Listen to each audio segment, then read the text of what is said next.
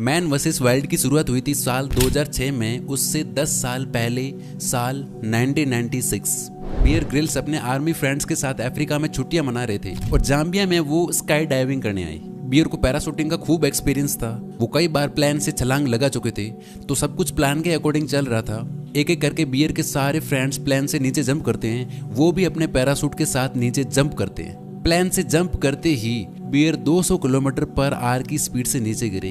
15,000 feet, 10,000 feet, 5,000 feet. कुछ ही seconds के बाद बियर जमीन से सिर्फ 3,000 फीट ऊपर होते हैं और फाइनली वो अपना पैराशूट ओपन करते हैं। लेकिन पैराशूट ओपन करने के बाद भी बियर की स्पीड कम नहीं होती है, वो तेजी से नीचे गिरते जा रहे थे। बियर ने सोचा स्पीड कम क्यों नहीं हो रही, ये तो बहुत अजीब है। तभी बियर की नजर ऊपर अपने पैराशूट पर जाती है और वहां उन्हें कुछ ऐसा दिखता है जिसकी वजह से वो पूरी तरह से पैनिक में आ जाते हैं। बियर का पैराशूट हवा में ठीक से नहीं खुला था, इसकी रस्सियां पूरे तरीके से उलझ चुकी थी, जिसकी वजह से बियर की स्पीड कम नहीं हो रही थी। तो वो जल्दी जल्दी पैराशूट के कॉर्ड्स को खींचने लगे कि किसी तरह से पैराशूट खुल जाए और स्पीड कम हो। लेकिन ये सब करते करते वो जमीन के बहुत पास आ चुके थे। वो नीचे गिरते गिरते पेड़ों से टकरा के जमीन पे आ गिरी। एक झटके में अंधेरा छा गया। बियर डायरेक्टली अपनी पीठ के बल पे गिरे थे और ये क्रैश इतना तेज था कि उन्हें ऐसा लगा कि जैसे किसी ने उनकी रीढ़ की हड्डी पे पत्थर घुसा दिया हो। इतनी ऊंचाई से गिरने के बाद भी वो होश में थे, लेकिन वो हिल नहीं पा रहे थे, बस वहीं लेटे लेटे रो रहे थे, इस उम्मीद में कि उनके साथ या कोई और आए और उन्हें बचाए। उनका दर्द इतना ज्यादा तेज था कि उन्हें लगा कि इससे तो मौत ही बेहतर होती, लेकिन मौत भी उन्हें नहीं मिल रही थी। काफी देर तक वो वहां दर्द में रोते रहे। कुछ घंटों के बाद उनके फ्रेंड्स वहां आते हैं, एक कार में उन्हें डाला जाता है और पास के हॉस्पिटल में ले जाया जाता है। बियर कहते हैं कि मेरा दर्द इतना ज्यादा बढ़ चुका था कि मैं दर्द से छटपटा रहा था और बार बार बेहोश हो रहा था। हॉस्पिटल पहुंचने पर डॉक्टर ने जब मुझे इंजेक्शन लगाया तो धीरे धीरे मेरा दर्द कम होने लगा। वो सोचने लगे कि वो ठीक हो रहे हैं, लेकिन बात कुछ और ही थी। अगले दिन बियर डॉक्टर से पूछते हैं, डॉक्टर मैं ठीक तो हो जाऊंगा ना, कितना टाइम लगेगा?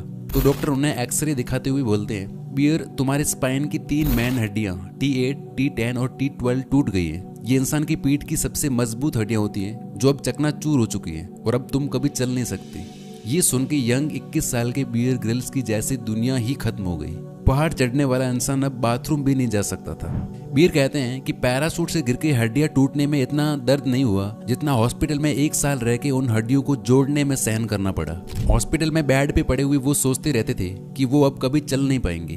उनकी जिंदगी जीने का रीजन और पर्पस ही एडवेंचर था, घूमना फिरना, नई जगह एक्सप्लोर करना। इस चोट ने उनके जीने की वजह ही छीन ली थी। वो खुद से कहते थे कि तू कितना बड़ा गधा है, पैनिक करने की जगह तू पैराशूट को धीरे धीरे भी खोल सकता था। बियर बार बार उस सीन को अपने दिमाग में रिपीट कर रहे थे और वो रोकर खुद को बार बार कोसते थे कि सब कुछ खत्म हो गया है। ये सोच सोच के उन्हें रातों को नींद नहीं आती थी। एंग्जाइटी से पसीने में वो लथपथ हो जाते थे, उनकी सांसें फूल जाती थी। उन्हें हर रात अफसोस होता था, खुद पे दया आती थी, खुद से नफरत भी होती थी। 2 महीने बीत चुके थे, बट उनकी सेहत में सुधार आने की बजाय उनकी हालात और खराब होती जा रही थी। दर्द बढ़ता जा रहा था, शरीर और अकड़ता जा रहा था। अपने हाल को देखकर वो और नेगेटिव होते गए। उन्हें कुछ भी अच्छा नहीं लगता था, बात बात पे गुस्सा और रोना आता था। इस तरह धीरे धीरे वो डिप्रेशन में और गहरे फिसलते गए। जो लोग उन्हें जानते थे उन्हें लगता था कि बियर ग्रिल्स बहुत ही पॉजिटिव बंदा है, वो मेंटली बहुत टफ है और वो हिम्मत और पॉजिटिविटी के साथ इस प्रॉब्लम का सामना कर लेगा। लेकिन ऐसा कुछ भी नहीं था, बिकॉज उस वक्त बियर सिर्फ 21 साल के थे और बहुत ज्यादा डरे हुए थे। लेकिन फिर एक दिन उनकी नज़र दीवार पे लगी माउंट एवरेस्ट की एक फोटो पर जाती है। बियर कहते हैं कि मुझे क्या पता था कि एक छोटी सी तस्वीर मेरी लाइफ बदलने वाली है। बियर और उनके फादर का हमेशा से सपना था कि वो माउंट एवरेस्ट को क्लाइंब करें, बट फिलहाल वो एवरेस्ट चढ़ना तो दूर, खड़े होने की हालत में भी नहीं थे। लेकिन उस वक्त पीठ पर मेटल ब्रेस लगे होने के बावजूद वो अपने बेड से उठे, किसी तरह गिरते पड़ते फोटो तक पहुंचे, उसे वॉल से उतारा, उसे कुछ वक्त तक देखा और खुद से कहा कि चाहे कुछ भी हो जाए, मैं ना सिर्फ वापस पैरों पर चलकर दिखाऊंगा, बल्कि दुनिया के सबसे ऊंचे पहाड़ माउंट एवरेस्ट को भी क्लाइंब करूंगा। ये उन्होंने उस वक्त खुद से कहा और बस यही सोचते सोचते वो सो जाते। उनके सबकॉन्शियस माइंड में ये बात बहुत गहराई से जम गई। इस बात ने उन्हें हौसला दिया, उन्हें जीने की एक नई उम्मीद दी। अगले दिन जब वो सोकर उठे तो उन्हें अपनी दादी माँ की एक बात याद आई जो हमेशा कहती थी कि बेटा लाइफ में जो कुछ भी होता है अच्छा ही होता है। वो इंसान ही है जो खुद को दुखी करने और परेशान करने के बहाने ढूंढ लेता है। जब भी तुम किसी मुसीबत में पड़ो तो हमेशा खुद को याद दिलाओ कि जो कुछ भी हो रहा है गॉड की मर्जी से हो रहा है, जो कभी कुछ गलत नहीं होने देता। इस टाइम उन्होंने इस बात की गहराई को समझा और इस सच को फील किया कि यार मैं इस एक्सीडेंट में मर भी तो सकता था। मेरे हाथ, पैर, सिर या आंखें कुछ भी तो जा सकते थे, लेकिन सिर्फ स्पाइन की 3 हड्डी टूटी। मैं जिंदा हूँ, इसका मतलब है गॉड ने मेरे लिए कुछ बेहतर प्लान करके रखा है। इसके बाद उन्हें इस बात की चिंता खत्म हो गई कि उनकी लाइफ में आगे क्या होगा, क्या वो चल पाएंगे या नहीं, वापस स्पेशल फोर्स में काम कर पाएंगे या नहीं, सब चीजों की फिक्र बंद। जब उनकी ओवर थिंकिंग कम हुई तो मन को शांति मिली, फिर उनका स्ट्रेस और नेगेटिविटी भी कम होने लगी। अपनी बॉडी से पहले उन्होंने अपने माइंड को रिपेयर करना शुरू किया।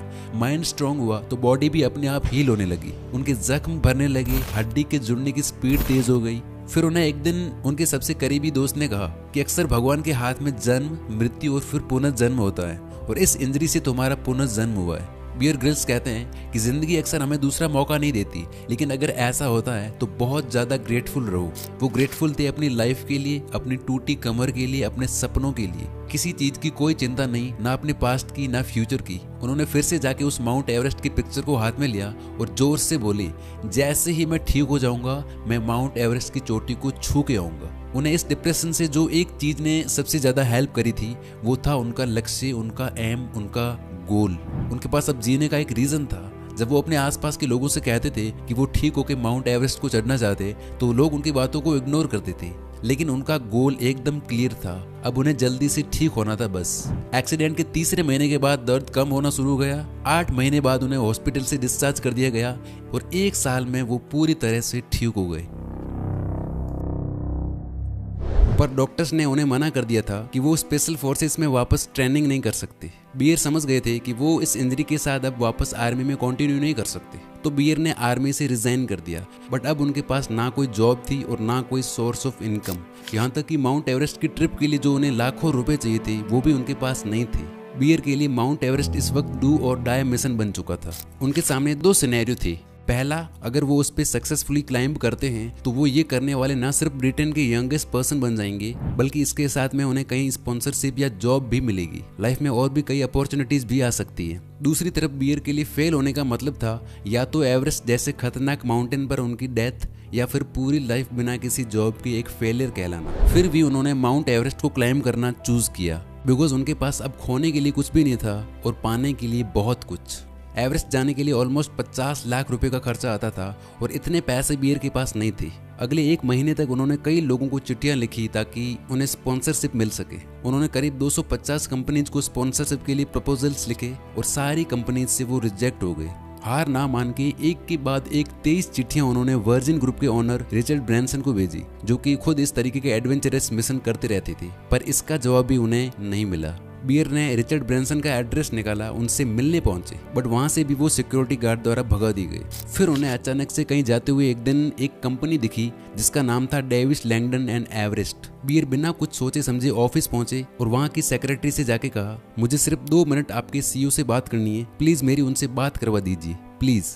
काफी देर तक उस औरत को कन्विंस करने के बाद बियर को सीईओ के ऑफिस ले जाया गया, जहां 2 लोगों ने उनके प्रपोजल को ध्यान से सुना और बियर के पैशन और ड्रीम्स को देख के उन्होंने बियर की स्पॉन्सरशिप रिक्वेस्ट को एक्सेप्ट कर लिया। सैकड़ों लेटर्स और रिजेक्शंस के बाद फाइनली अब बियर एवरेस्ट जाने के लिए रेडी थे। बट अभी भी उनकी मुश्किलें खत्म कहाँ हुई थी, उनके सामने कई सारे चैलेंजेस और आने थे। साल 1996 में खराब मौसम के कारण 8 लोगों ने एवरेस्ट पर अपनी जान गंवा दी थी और ये एवरेस्ट पर अब तक की सबसे बड़ी ट्रेजेडी थी। बट इसके बावजूद बियर और उनकी टीम ने कई हफ्तों तक प्रैक्टिस की और अपने एक्सीडेंट के पूरे 19 महीने बाद अप्रैल 1998 को बियर ने अपने टीममेट्स के साथ पहली बार एवरेस्ट को क्लाइंब करना स्टार्ट किया। तभी जिस बर्फ पे बियर चल रही थी उसमें से उन्हें कुछ आवाज आई। जब बियर ने नीचे देखा तो उनके पैरों के नीचे से जमीन खिसक रही थी और इससे पहले कि वो कुछ और कर पाते, नीचे बर्फ में एक और बड़ा क्रैक हुआ और अगले ही सेकंड बियर नीचे गड्ढे में गिर गए।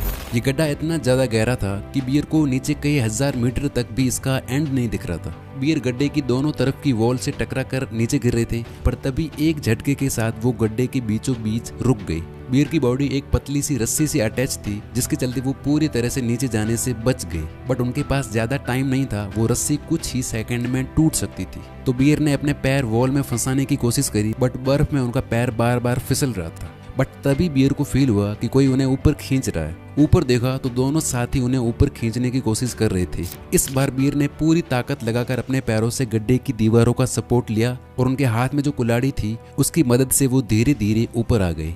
इस वक्त बियर सिर्फ 23 साल के थे और ये दूसरी बार था जब वो मरते मरते बचे थे। उन्हें इतनी ज्यादा चोटें आई थी कि डॉक्टर्स ने उन्हें कुछ दिनों के लिए रेस्ट करने के लिए कहा। बियर डरे हुए थे, उनका कॉन्फिडेंस टूट चुका था। फिर भी वो खुद से कह रहे थे, बड़े लक्ष्य के रास्ते में चैलेंजेस आते ही रहते हैं और आगे जितने भी चैलेंजेस आएंगे मैं हार नहीं मान सकता। कुछ दिनों तक आराम करने के बाद बियर जैसे ही ठीक होने लगे तभी उन्हें एक और बुरी खबर मिली। अगले कुछ ही दिनों में एवरेस्ट के ऊपर एक बहुत बड़ा तूफान आने वाला था, जिसके बाद एवरेस्ट पर चढ़ना ऑलमोस्ट इम्पॉसिबल था। उस दिन पूरी रात बियर ग्रिल्स प्रार्थना करते रहे, प्लीज भगवान मुझे एक चांस दे दो प्लीज। तूफान माउंटेन के पास आ चुका था और बियर सिर्फ उस पहाड़ को देख रही थी। तभी उन्हें खबर मिली कि बियर हमारी किस्मत बहुत अच्छी है, आखिरी मोमेंट में तूफान दूसरी तरफ मुड़ गया है, हमारे पास 2 दिन का एक्स्ट्रा टाइम है, क्या तुम रेडी हो? ये हमारा लास्ट चांस हो सकता है। बियर बोले, हाँ मैं बिल्कुल रेडी हूँ, मुझे तो विश्वास ही नहीं हो रहा कि भगवान ने मेरी प्रार्थना सुन ली। अगले दिन बियर सुबह 10 बजे उठे और उन्होंने अपने फाइनल मिशन के लिए चढ़ाई शुरू कर दी। बीमारी की वजह से बियर थोड़ा वीक महसूस कर रहे थे, बट मौसम ठीक होने की वजह से उन्होंने अपनी पूरी एनर्जी इस मिशन में लगा दी और सिर्फ 5.5 घंटे में ही वो कैंप 3 में पहुंच गए। बियर बार बार खुद से कह रहे थे कि पैसेंस रख, इस बार कोई गलती नहीं, धीरे धीरे आगे बढ़ता रहे और सिर्फ अपने अगले स्टेप पर ध्यान दे, तुझे टॉप पर पहुंचना ही होगा। बियर ने अपनी चढ़ाई जारी रखी और कुछ ही देर के बाद वो 26,000 फीट की ऊंचाई पर थे, जिसे एवरेस्ट का डेथ जोन कहा जाता है। यहाँ ऑक्सीजन इतना कम होता है कि यहाँ सिर्फ कुछ ही देर रहने से इंसान की मौत तक हो सकती है और एवरेस्ट पर ज्यादा लोगों की डेथ भी यहीं होती है। बियर के आसपास कई सारी डेड बॉडीज पड़ी थी, जिनकी कुछ साल पहले यहाँ पर डेथ हो चुकी थी। बियर को अंदर से डर लग रहा था, उनका माइंड बार बार डेथ जोन के खतरे पर डाइवर्ट हो रहा था, लेकिन फिर उन्होंने हिम्मत जुटाई और टॉप पर पहुंचने के लिए चढ़ाई शुरू कर दी। वो थके हुए थे और ऑक्सीजन की कमी के चलते उनका चलना मुश्किल हो रहा था, लेकिन तब भी वो चलते रहे। 17 घंटे की चढ़ाई के बाद 16 मई 1998 के दिन उन्होंने अपने बचपन के सपने को सच कर दिखाया। उस पैराशूटिंग एक्सीडेंट के 18 महीने बाद बियर दुनिया के सबसे ज्यादा ऊंचाई वाले माउंटेन पर चढ़ चुके थे। सिर्फ 23 साल की एज में बियर ग्रिल्स उस वक्त एवरेस्ट को क्लाइम करने वाले यंगेस्ट ब्रिटिशर थे। उन्होंने इम्पॉसिबल को पॉसिबल करके दिखाया। ये सफर इतना भी आसान नहीं था। उनके साथ के 4 लोगों ने अपनी जान खो दी थी और उन्होंने 2 बार नियर डेथ एक्सपीरियंस फेस किया, जहां वो मरते मरते बचे। फिर इसके बाद उनकी कहानी बहुत फेमस होने लगी। लोग उन्हें सेमिनार्स में एक स्पीकर के रूप में बुलाने लगे, उन पर कई डॉक्यूमेंट्रीज बनी और फाइनली डिस्कवरी चैनल से उन्हें वो अपॉर्चुनिटी मिली जिसने उन्हें वर्ल्ड वाइड फेम दिया, जहां से सब उन्हें मैन वर्सेस वाइल्ड से जानने लगे और शायद आप भी उनमें से एक हो। थोड़े टाइम पहले बियर ग्रिल्स से पूछा गया कि 25 साल पहले जो आपका एक्सीडेंट हुआ था, क्या उसकी पेन आपको आज भी होती है? तो बियर ग्रिल्स ने अपनी ये फोटो पोस्ट करते हुए लिखा कि हाँ, आज भी मुझे हर रोज बहुत पेन होती है, लेकिन क्या करें, हर इंसान को अपनी पेन से जूझना ही पड़ता है और मैं ग्रेटफुल हूँ कि जिंदगी ने मुझे मौका दिया अपनी लाइफ को बेस्ट तरीके से जीने के लिए। लेसन नंबर 1, कीमती गिफ्ट। अगर कोई नॉर्मल इंसान बियर ग्रिल्स की जगह होता तो क्या करता? पूरी लाइफ खुद को और जिंदगी को कोसता रह जाता। लेकिन जब लाइफ ने बियर को हिट किया तो उन्होंने वापस से उठकर सामने से हिट किया। लाइफ, भगवान, प्रकृति, जो भी आप कह लो, ये आपको गिराने के लिए नहीं गिराती, दर्द देने के लिए, दुख देने के लिए दुख नहीं देते। वो आपको स्ट्रांग और लायक बनाने के लिए करते हैं। जितने बड़े आपने दुख देखे होते हैं, जितने ज्यादा आप डिस्कम्फर्ट का सामना करते हैं, उतने ज्यादा आप स्ट्रांग बनते जाते हो, लायक बनते जाते हो। बियर ग्रिल्स कहते हैं कि कठिनाई और परेशानी से बड़ा कोई शिक्षक नहीं होता, तो इसलिए हर एक चीज में आप डिस्कम्फर्ट को वेलकम करो, क्योंकि डिस्कम्फर्ट के साथ आती है ग्रोथ। पुरानी चीज़ों, पुराने विचारों, पुरानी खराब आदतों को तोड़ते जाओ और तोड़ने में दर्द होगा, लेकिन ये दर्द आपकी लाइफ को एक सच्ची मीनिंग देता है। बियर ग्रिल्स कहते हैं कि मैं मानता हूँ लाइफ बहुत टफ है, कभी अन्याय होता है, कभी आपसे गलती भी होती है, लेकिन इसके बावजूद जीवन हर हाल में अनमोल गिफ्ट है। जब आप सपनों को जीवित रखते हो, अपने ऊपर विश्वास करते हो, तब ये जिंदगी आपका साथ देने लगती है। तब आपको एहसास होता है कि जीवन कितना भी कठिन क्यों ना हो, सपनों का या सही चीज़ों का पीछा किया जाए तो ये एक कीमती गिफ्ट है। लेसन नंबर 2, लोग पूछते हैं कि बीयर तुमने इतना सब कैसे हासिल किया, इसका सीक्रेट क्या है। बीयर कहते हैं कि सीक्रेट है कीप गोइंग। मैंने खुद से वादा किया था कि मैं पूरी जिंदगी बिना किसी डर, बिना किसी संदेह के जीऊंगा, और इसलिए इतनी कठिनाइयों के बावजूद मैं नहीं रुका। बिना किसी डर और संदेह के जीना मतलब निरंतर आगे बढ़ते जाना। देखो, 2 तरह के लोग पाए जाते हैं इस दुनिया में। पहले साहसी लोग जो पूछते हैं कि मेरी लिमिट्स क्या है, मैं क्या क्या कर सकता हूँ और क्या नहीं कर सकता हूँ। ये कठिन रास्ता चूज करते हैं भले ही उसमें उनको दर्द का सामना करना पड़े। और दूसरे डरे हुए लोग जो सिर्फ बचने के लिए खेलते। सिर्फ एक ही लाइफ मिली है हमें, और तब भी 99% लोग तब भी सिर्फ बचने के लिए खेलते हैं, जीतने के लिए नहीं, अपनी हाईएस्ट पोटेंशियल को अचीव करने के लिए नहीं। ज़्यादातर लोग लाइफ में स्टक क्यों रहते पता है? क्योंकि ये चीज़ मालूम होने के बाद भी कि सस्ती चीज़ें, सस्ते मज़े भले ही उन्हें कुछ पल का प्लेजर दे दे, लेकिन कभी लॉन्ग टर्म सेटिस्फैक्शन नहीं दे सकती। ये पता होने के बाद भी वो उन्हीं 4 चीज़ों के पीछे भागने में पूरी ज़िंदगी निकाल देते हैं। अंदर से गिल्ट रहता है, दुख होता है, वो हर दिन मरते हैं, लेकिन फिर भी इससे बाहर निकलने की हिम्मत नहीं कर पाते। सही और बड़े दर्द को चूज नहीं करते। आपके और हमारे पास तो सब कुछ तो है, रहने के लिए घर, टेबल पे खाना, फोन, हर एक चीज़ें, फिर भी पता नहीं क्यों हमें लूजर्स की तरह जीना है। इसलिए बियर ग्रिल्स कहते हैं कि अगर आप सैडनेस और खालीपन से निकलना चाहते हो तो कुछ बड़ा, कुछ अलग करने के लिए तत्पर रहो। बियर कहते हैं कि बहादुर या साहसी होने का मतलब ये नहीं कि आप में बिल्कुल डर ही नहीं है। इसका मतलब है कि डर के होने के बावजूद उसका सामना करना और रास्ता निकालना, आगे बढ़ते रहना।